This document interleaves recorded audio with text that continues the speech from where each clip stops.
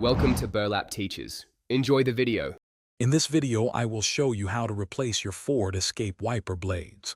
First, gather your new wiper blades, a small flathead screwdriver, and a clean cloth. Make sure your vehicle is parked safely with the ignition off. Then, gently lift the wiper arm away from the windshield until it locks into an upright position. This prevents the arm from snapping back and damaging your windshield. Now, let's remove the old wiper blades. Look for a small tab or button where the blade connects to the wiper arm. Press this tab firmly, and then slide the old blade down and off the J-hook on the wiper arm.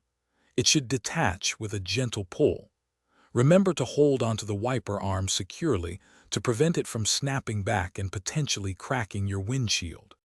With the old blade removed, it's time to install the new one. Take your new wiper blade and align its connector with the J-hook on the wiper arm. Slide the new blade up the hook until you hear a distinct click, indicating it's locked into position.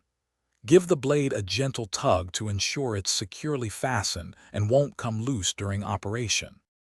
Once both new blades are installed, carefully lower each wiper arm back onto the windshield. Make sure they rest flat against the glass.